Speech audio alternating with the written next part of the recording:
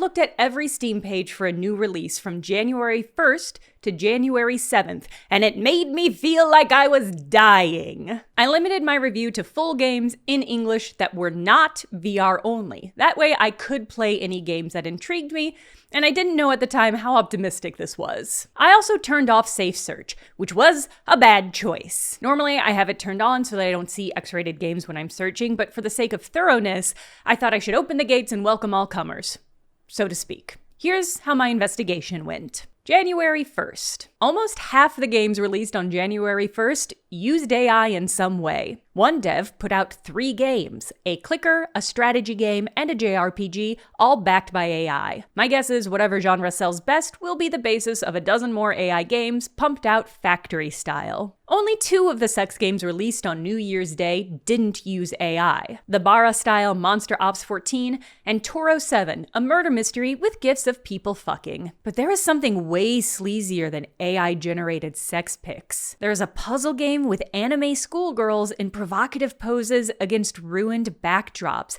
This felt so much more sinister than the open horniness of the sex games.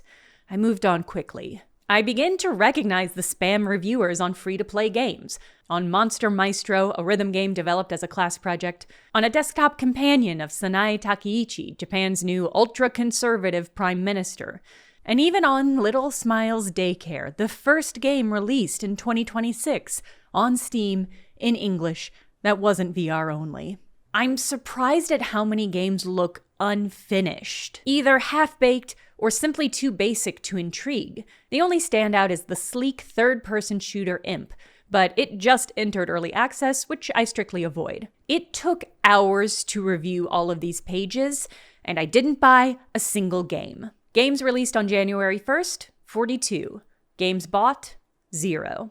January 2nd. As I begin opening pages on January 2nd, I catch sight of the first game that was released this day, an X-rated game called Hentai Sepsis. Whatever it is, it's gonna be horrifying. Like the day before, there are plenty of releases that look fine, but not particularly exceptional. Snekoban offered different playtimes for adults and children, which I liked. No Rest for Lex is the third in a series of Monkey Island-style point-and-clicks. Anokie is a Ghanaian Metroidvania.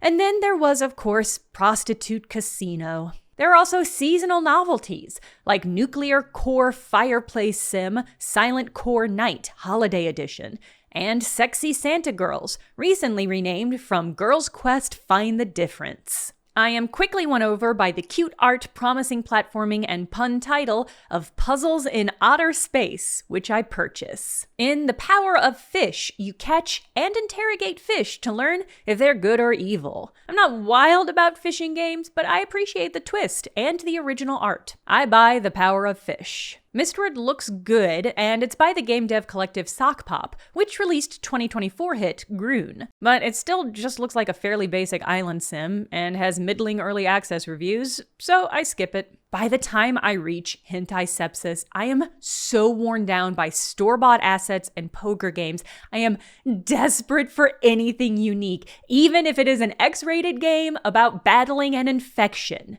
Then I click through on the tab and realize it was actually called Hentai Stepsis. Games released on January 2nd, 25. Games bought, 2. January 3rd. It's only day 3, but the slush is getting to me. The AI, the sex games, the hidden object games, the AI hidden object sex games. All the reviews are spam, and they're only on the free-to-play games. Help me upgrade my computer. Here's a little capybara. There are fewer offerings than on previous days, but one of them does catch my interest. A comment describes my best life, my pest life, as poemcore, a niche surreal Japanese music genre. I listened to a few tracks. It kind of sounds a little like Poe's Haunted, a CD from my youth that I have been recently listening to obsessively. I buy My Best Life, My Pest Life. Games released on January 3rd, 10. Games bought, 1. January 4th. Sunday was a day of rest among game devs, with only 3 games published this day. One of them is free to play, and my old spam review friend has already left their mark. This capybara has become like a cave painting for me, proof that someone else has been here toiling.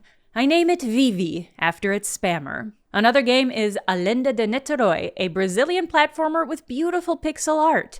I buy Alenda de Niterói. And the third uses AI. No thank you. Games released on January 4th, 3. Games bought, 1. January 5th. Lure of Passion is a fishing game where you also have sex with anime cat girls. It goes perfectly with my hat that says, "Fish fear me, women are animated to fuck me." Weirdly, it makes me realize that fishing is no longer a mini game, but a full-fledged mechanic, a macro game. This has been true for a while, but seeing this and the power of fish made that click in my mind. Usually mechanics go from the main focus to minigame as they travel from indie to AAA, so this is an interesting reversal. Unfortunately, Lure of Passion uses AI, and I can pretty much guess what sound effects are being generated. In the co-op adventure Dune Crawl, you ride crabs and probably do other things, but look at the crabs! If I can convince 3 people to play Dune Crawl with me, I will buy Dune Crawl. The kickstarted Terra Invicta launched after years in early access. Help, I'm Turning Into a Mermaid is a cafe romance sim in a shared universe with the studio's other visual novels, which is a fun concept. Pomo Train Rabbit Town is a train station desktop idler. I wouldn't link my Google Calendar for data privacy reasons, but it looks cute. There's a Backrooms game from a dev who appears to have had one successful Backrooms ripoff years ago and has simply pumped out copies since, hoping to have another hit. Seeing this kind of thing makes me sad. Clearly this person has skills, but the algorithmic nature of the internet means they just keep sending a barren cast into an emptier and emptier pond. It was clear I was still thinking of Lure of Passion. There are a few free-to-play offerings. I download Clean Stack, a physics-based stacking game, and note that there are no reviews, not even Vivi.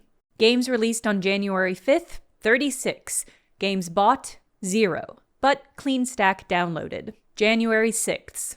It's January 6th, and I am in Fimdom hell. One studio has released 8 Fimdom games back to back. Most of the X-rated games list how many images are included because they're basically just zip folders of hentai. The only gameplay is navigating the UI one-handed. These Fimdom games are all AI images like every other single-sex game released on the 6th. An interesting pattern is emerging in the AI disclaimer messages. They're all very defensive, as though the developer knows that people will object and is trying to minimize. I'm only using AI for Steam store assets, for sound effects, for art, but I edited it, so it's fine. That is, of course, when they own up to using AI at all, and there are a few games that I'm very confident use it and don't claim it. There's also a wave of games exiting early access. Bullet Hell Done Hero has a solid fan base, and hand-drawn basketball game The Dunkers, a decent showing. Entering early access are Love, Blades, and Run, a stylish platformer, and Star Rupture, which is, well, it's satisfactory. 8 AM, The Swimming Pool, is the most recent in a series by a solo dev similar to the Backrooms dev. And Snapshots is finally an organizing game that doesn't use AI. Intermingled with all of these are 2 surreal horror experiences, Brother High's Pho Restaurant and Deceived of Joy, both of which I pick up. I also download free-to-play platformer Alien. At first I felt vindicated when I beat the spam reviewers to a free-to-play listing. Spammers had to download the game, open it, leave it running for the minimum amount of time needed to write a review, and copy and paste whatever strategy they were implementing. Also, they could farm points and awards and climb the Steam Points leaderboard. That's it. Yet how I missed Vivi as the hours dragged on in my equally tedious and meaningless task. Games released on January 6th, 62. Games released on January 6th that were Fimdom, 12.9%. Games bought, 1. But 2 free-to-play downloaded. January 7th. January 7th had a ton of games that looked like they would be hits within their genre, but which might not attract a broader audience. Putted in Orbit for golfers, Marbles Marbles for marbleheads, Duskbound for visual novel acolytes, and Shmup Boss for schmuppers. Tiny Paws is a very cute desktop pet companion, Day Off Moon River Incident, a hybrid shooter and investigation game. Oddcore looks like if a Backrooms game had gameplay, but it's in early access, so I wishlist it. I strongly consider picking up Cosmotiles, but I don't really play games for relaxation. The offerings are mostly the same as the days before. Games with AI, with gameplay too hard to see, too casual to intrigue, or too cowardly to be X-rated. There's a game that's just a single puzzle of a landscape. What makes a game stand out amongst the slush? It's hard to put a finger on it, but somehow Pitch-a-Net managed. Pitch-a-Net is a finger-flicking game. Not a lot to it, but it's novel and wacky. I buy Pitch-a-Net. Retro mega game Vital Shell makes me confront the fact that I really need a genre term for Vampire Survivors-like, because I can't keep saying Vampire Survivors-like. Reviews offer the slimmed-down Survivor-like, which is kind of confusing, and Horde Survivor, which feels more accurate. I will now be referring to this genre as Horde Survivor. There's a mild outbreak of Fimdom from the same studio, and a kind of copycat from another studio. The second game has the most defensive AI disclaimer yet, a whole paragraph justifying the usage. And with that, I had completed the week. Games released on January 7th, 52. Games bought, 1. 230 games came out on Steam the first week of 2026. I bought 6 of them and downloaded 3 free to play. I probably missed some hidden gems. After all, making a game is a different skill from advertising a game, and a bad Steam page doesn't mean a bad game. But overwhelmingly, the games I saw were totally bland, or rip-offs, or basically unfinished tech demos, or visually so far removed from human anatomy that they might as well depict a pile of pillows. This was an incredible waste of time and energy, and it was weirdly draining. But I did learn a few things. No single genre dominated, although there were a lot of clicker and idle games. That probably just reflects how relatively easy they are to make. Only 2 games described themselves as Souls-like, so I think the bubble has fully burst on that genre. There was also only 1 crypto miner, another trend that can't die fast enough. Out of 230 games, 81 of them had AI disclaimers, about 35% or just over a third of games. It was far more prevalent in sex games. Of the 30 X-rated games that were released, only 6 of them didn't admit to having AI, and 2 of them I'm pretty suspicious of. That might not seem important, but it's worth being aware of. Generally, the porn industries are some of the earliest adopters and innovators of new technology, and the way porn goes, so often does the mainstream go. If we exclude the X-rated, AI claims dropped from 81 to 58, which is still 29% or just under a third. Reported usage ranged from just the Steam store image, to some images but edited by a human, to literally every part of the game is AI. The disclaimers were consistently defensive, often pointing to a worse example of AI to justify their usage. That points to a huge disconnect between what AI users think players' objections are going to be and what objections I actually see more often. AI users seem to think the concern is that the asset will be obvious or obtrusive, so they're clarifying that it's been integrated by human actors. But a more common concern is that the fundamental technological structure of AI relies on stolen work. Any product made with AI is stolen from human artists, authors, voice actors, and sound designers.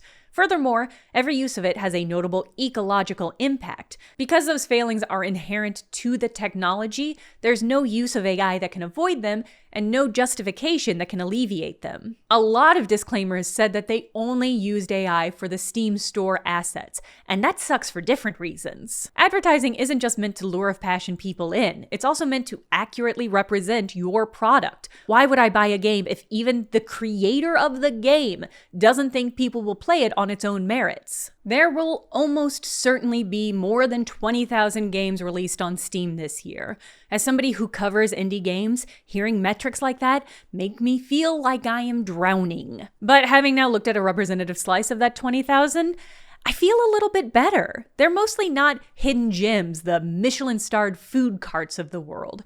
They're a lot of fast food and workaday stews, and that makes those big numbers feel a lot less scary. Now, if you'll excuse me, I have to go turn Safe Search back on my Steam account.